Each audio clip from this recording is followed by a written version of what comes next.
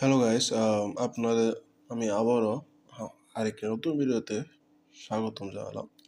আজকে আমি আপনাদের আমাদের মাইক্রোসফট ওয়ার্ডের এক নতুন পর্বে আপনাদের আজকে inserted pictures, online picture, shape, smart art, chart and screenshot এইগুলো সম্পর্কে আজকে আমি জানাবো। তো পিকচার্সের কাজ অনেক সহজ একটা জিনিস।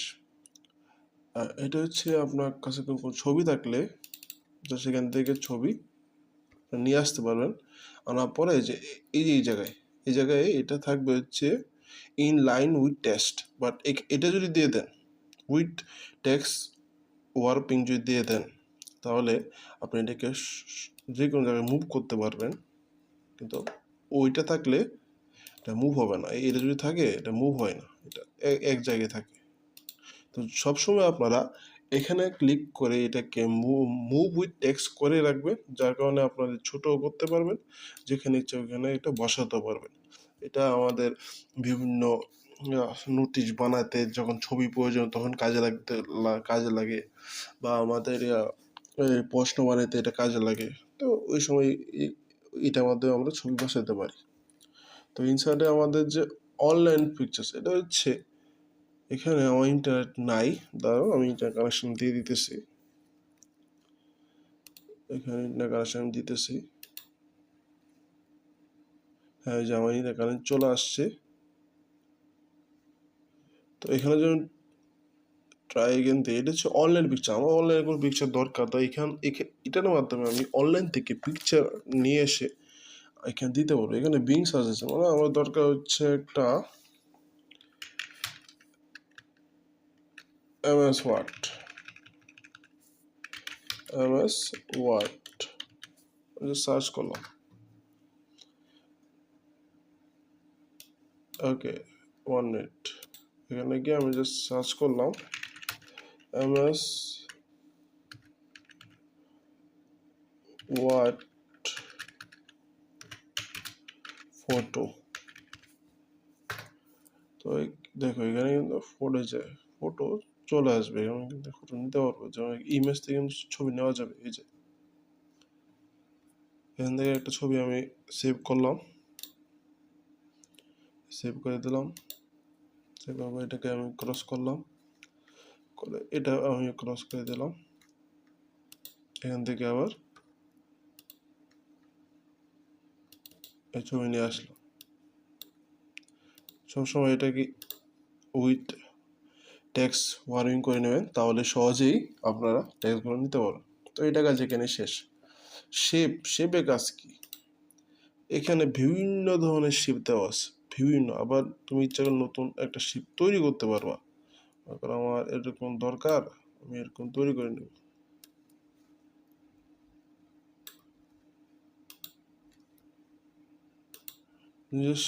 ড্র করতে পারেন, ড্রটা দেখা দিতেছি। নিউ ড্র, এতটুকু দরকার।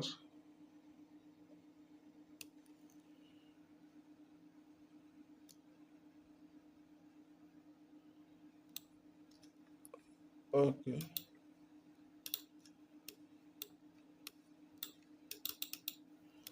এটা আমি করতেছি।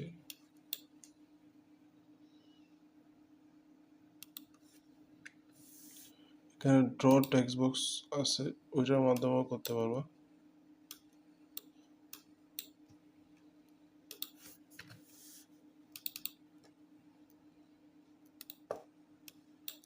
দেখছো, এটা হচ্ছে তুমি এখান থেকে এটা করতে পারো। যে আমি এডিট করতেছি, দেখো আমি একটা নতুন একটা বানাইতেছি, কিন্তু আমি কিন্তু প্রথমে কোথায় গেছি আমি দেখাই। আবার ডিলিট করি, এখানে ইনসার্টে গেছি, যাওয়ার পর শেপে গেছি, এই নিউ ড্র ক্যানভাসের জন্য একটা অপশন ক্লিক করছি।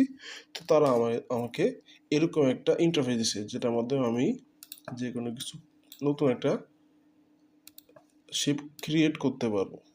তারা একটা শেপ দিয়ে রাখছে, এই যে এইগুলো ইউজ করে তাদেরই বট বা শেপ ইউজ করে নতুন একটা তৈরি, আমি একটা নতুন একটা তৈরি করতেছি। দেখো আমি এটাকে পিছিয়ে দিলাম, বিহাইন্ড পজিশন,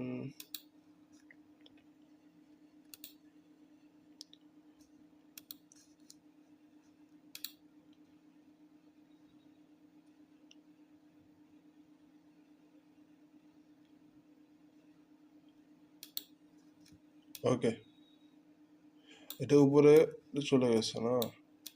এই দেখো, এটা কিন্তু আমি একটা জায়গা দিয়ে রাখছি, যে কারণে এটার বাইরে যেতে পারতেছে না। তো এই দেখো, আমি একটা নতুন শেপ তৈরি করে বললাম, আমার এরকম একটা শেপ দরকার। তো এটা তো তৈরি হয়ে গেছে। এটাকে দাঁড়াও, মুভ, হ্যাঁ মুভ দিয়ে এখন দেখো আমি কিন্তু অলরেডি বানায় ফেলছি। এরকম ইচ্ছা করে তুমি তৈরি করতে পারো, নিজে তৈরি করতে পারবো ওইগুলো ইউজ করে। এছাড়াও এইগুলোর যে কাজগুলো হয়, যে এই যে টেক্সট বক্স, এটা তুমি যে কোনো জায়গায় ইউজ করে টেক্সট লিখতে পারো। লেখার পরে এখানে ফরম্যাটে গিয়ে যদি শেপ আউটলাইনে নো আউটলাইন করে দাও, তাহলে সেই জায়গা থেকে ওইটা সরে যাবে। ঠিক আছে, বারবার চলে আসছে, ডিলিট করে দিই।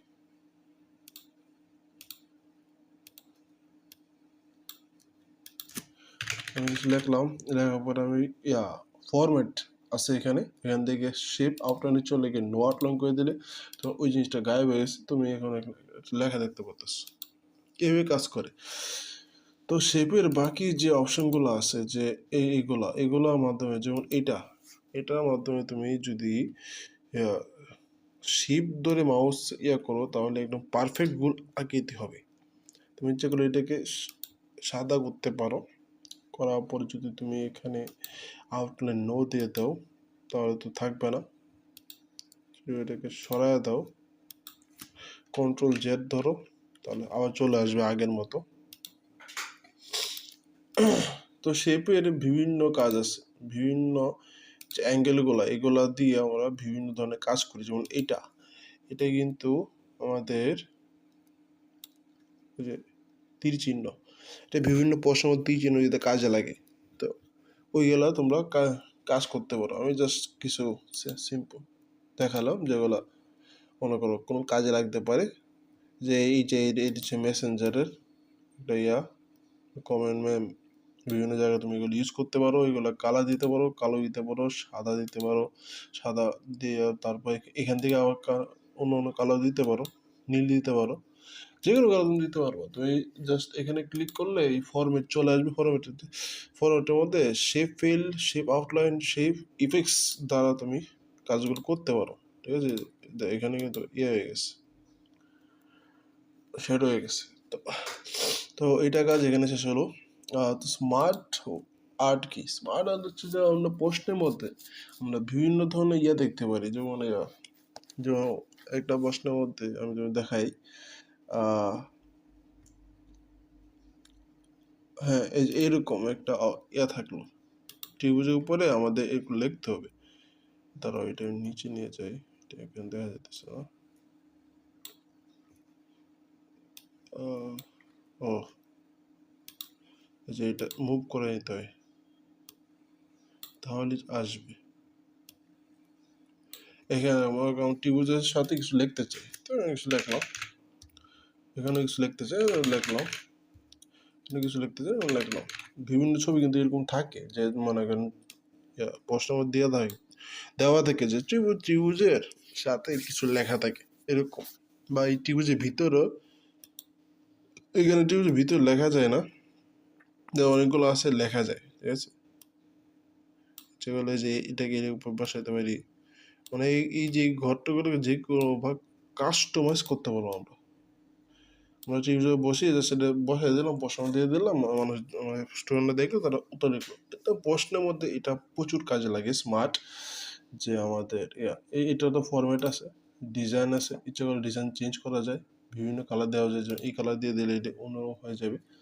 তো আমাদের স্মার্ট আর্টের কাজ এগুলোই। এখানে লিস্ট আছে, প্রচুর লিস্ট আছে, তুমি দেখে কাজ করতে পারো। আমি একটা দেখালাম, আমি যদি সবগুলো দেখে তাহলে ভিডিওটা অনেক বড় হয়ে যাবে। সাইকে যে এটা কিন্তু বিভিন্ন প্রশ্ন আমরা দেখতে পারি। ঠিক আছে, বিভিন্ন প্রশ্নের মধ্যে এটা দেওয়া থাকে,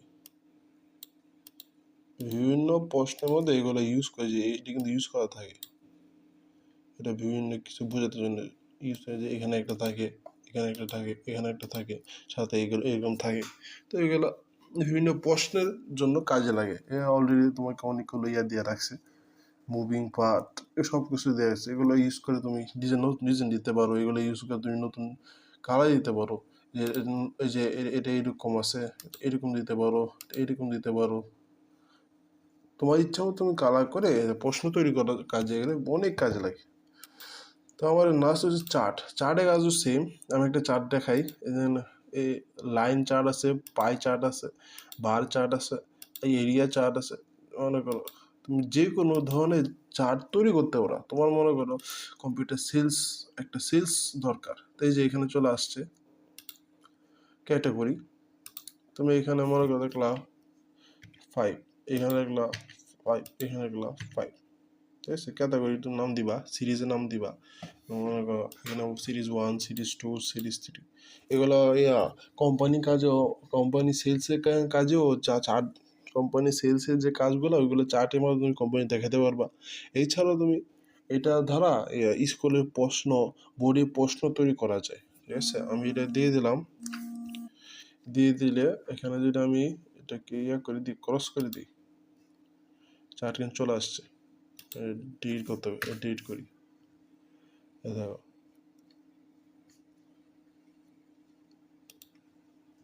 যেগুলো আবার এডিট করা যেতে পারে, এডিট করার জন্য অপশান আছে, বিভিন্ন অপশান আছে, এখানে অভাব নেই। চার্টটা তৈরি করার জন্য বিভিন্ন অপশান দেওয়া আছে।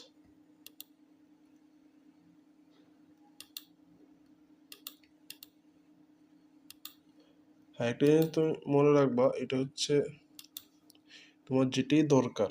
যেমন ক্যাটাগরি 1-এর মধ্যে কিন্তু আমরা সব 5 দিছি, ঠিক আছে? তো এখন ওইটা সব 5-এর মধ্যে আছে। তোমাকে আরেকবার এটা তৈরি করে দেখাই, কারণ একবার যখন তুমি এই যে এই চার্ট দেওয়ার সময়, যে চার্ট নিলাম, নেওয়ার সময় যে এই যে এক্সেল চলে আসে, এটা কিন্তু একবারই পাবা। এটা আবার এডিট করার সুযোগ নেই, একবার এডিট করতে পারবা। তোমার ক্যাটাগরি 3টা আছে, তুমি 10 করে দিলা, এখানে 10 করে দিলা, এই যে কিন্তু এই যে নিচে কিন্তু বাড়তেছে বা ওঠানামা করতেছে। এই যে তুমি 50 দিলা, এই যে 50 দিলা, 50, এই যে নিচে কিন্তু এই যে উঠানামা, এই যে এখানে কিন্তু উঠানামা করতেছে। তো এইগুলা সব কিছু তুমি এখানে ক্রস দেওয়ার সাথে সাথে কিন্তু এটা তৈরি হয়ে গেছে, তোমার চার্ট ওইখানে তৈরি হয়ে যাবে। যেগুলো এই কালার দিতে পারো, এই কালারটা দিতে পারো, ঠিক আছে? এটা কি তোমার চার্ট কিন্তু তৈরি হয়ে গেছে। এবার তুমি কোম্পানিকায় বা তোমার এই স্কুলে প্রশ্ন এবার তৈরি করতে পারো। আর চার্টের বিষয় এইটাই, বিভিন্ন দেওয়া আছে, জাস্ট যে কোনো তোমার যেটা পছন্দ হয়, তোমার যেটা কাজে লাগে, তুমি ওইটা নিতে পারো, নিয়ে কাজ করতে পারো। বিভিন্ন ধরনের চার্টের ডিজাইন দেওয়া আছে। তো স্ক্রিনশট তোমার যে এখানে ক্লিক করলে, স্ক্রিন ক্লিক করলে এটা পুরো এরিয়া নিতে পারো। মনে করো আমি ইচ্ছা করলে পুরো এরিয়া নিতে পারি, এই যে, বা ইচ্ছা করলে আমি আবার দেখাই, ওর কিছু উঠে নাই, তোমার কিন্তু একটু সিলেক্ট করতে হবে। স্ক্রিন ক্লিপিংয়ে গিয়ে তুমি ইচ্ছা করলে এইটুকু এরিয়া নিতে পারো, এই চলে আসছে, দেখছো? তো আজকে ভিডিও এই পর্যন্তই। ভিডিওটি মোটামুটি ভালোই বড় হয়েছে। তো পরবর্তী ভিডিও